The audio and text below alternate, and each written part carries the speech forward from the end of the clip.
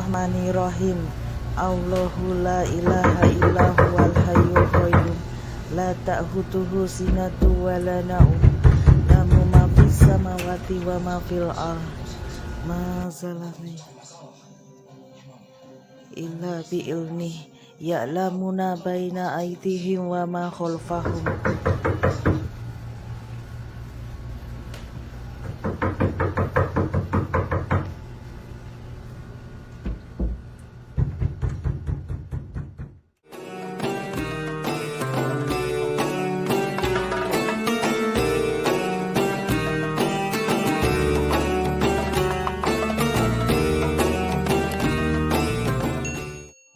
Kalau hantu yang disebut Bagabluk itu hendak mendatangi kita, kok dilihat ada orang-orangannya, maka dia tidak jadi mengganggu kita, begitu.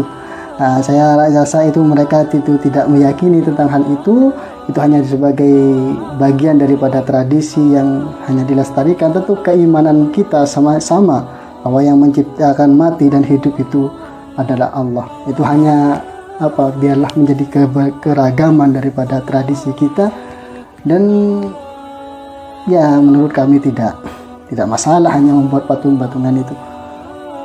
Yang penting tidak kita yakini bahwa kalau benar orang tiba-tiba ada ketok pintu malam-malam itu benar-benar kita akan mati. Tidak seperti itu, pasti tidak. Gitu. Kalau ada ketok pintu malam-malam begitu, ya kita harus lihat. Kalau kita lihat ternyata tidak ada orangnya, ya kita harus tidak boleh, jangan kita buka pintunya, takut yang ketok pintu itu tadinya rampok gitu. Setelah mau kita buka sembunyi, setelah kita ternyata ketika dibuka itu ternyata mereka masuk. Nah, itu yang paling berbahaya. Beda kalau yang ketok pintu itu malaikat Israel, ya kita benar-benar akan mati mungkin kalau waktu itu. Tapi malaikat penyabut nyawa tidak mungkin masuk ke tempat kita dengan cara mengetok pintu, apalagi orang seperti kita begitu. Ya kalau kepada Nabi Muhammad, malaikat penyabut nyawa, malaikat maut pasti akan izin dulu. Kalau kita ya mudah-mudahan dicabut dengan cara yang halus. Tapi yang mau saya jelaskan bahwa kadang-kadang di masyarakat kita itu ternyata tidak boleh ada terjadi sesuatu keanehan sedikit saja, karena itu akan langsung heboh dan langsung ditiru-tiru dan langsung banyak orang yang berpikiran macam-macam begitu.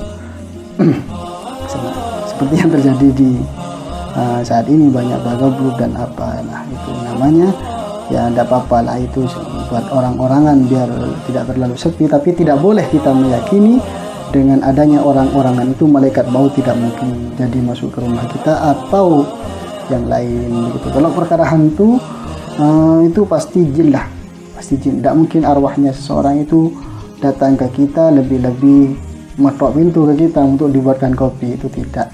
Itu pasti jin lah, pasti jin yang tagoyulil goilan begitu. Kalau yang mana kalau kita menemukan jin tersebut berubah bentuk menakut-nakuti kita, maka salah satu yang saya pahami di dalam kitab Fathul Mu'in yang dikarang oleh Syekh Zainuddin Al-Malibari, maka kita azani jin atau hantu itu. Ya, perkara tidak kabur ya karena memang azan bukan untuk mengusir jin gitu lah. Azan itu sunnah, jadi sunnahnya bagi kita azan gitu. Perkara jinnya hantunya tidak kabur setelah kita azani, ya kita saja yang lari menghindari gitu ya. Karena kalau jin yang sifatnya sembunyi itu menampakkan diri kepada kita, itu berarti jinnya bermasalah, jinnya sedang error gitu. Kalau sedang error ya kita harus menghindar dari yang error itu, takutnya kita error juga begitu maksudnya. Nah, jadi sunnahnya kalau yang kita pahami, kalau ketika melihat kita hantu atau yang lainnya atau jin yang berubah bentuk menampakkan diri kepada kita, menakut-nakuti kepada kita, ya kita azani. Itu yang saya jumpai dalam kitab Fathul Mu'in. Ya perkara tidak kabur jinnya, ya tidak usah kita tambah adzan, ya kita saja yang menyingkir karena itu bermasalah. Mungkin dia sedang galau tingkat tinggi sehingga di bagaimanapun dia tetap menampilkan bentuknya. Biarlah dia untuk jalan-jalan dan dapat dilihat oleh kita. Tapi mudah-mudahan saya tidak bisa tampak kita semua tidak bisa melihat hantu itu, karena kita sudah dari kecil itu didoktrin oleh orang tua kita tuh hantu itu menakutkan, hantu itu mengerikan. Akhirnya saya tumbuh dewasa ini, ketika mendengar kata-kata hantu pasti yang terbayang adalah sesuatu yang mengerikan, bulu kudik merinding. Itu kadang mulai dari kecil, jangan kesana coba coba gitu. Coba itu menakutkan. Gitu.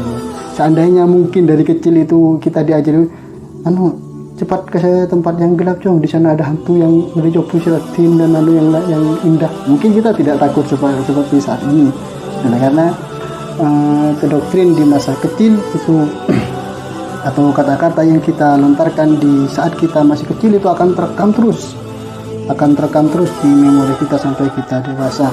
Meskipun pada waktu itu kita tidak mendengar, paling tidak kita akan mempunyai getaran-getaran tersendiri ketika kata-kata yang di masa kecil itu sering dilontarkan kepada kita seperti ada hantu dan lain-lain. Itu yang disampaikan oleh Abdullah Masih Unwan yang pernah kita baca dalam kitabnya Tarbiyatul Aulad fil Islam.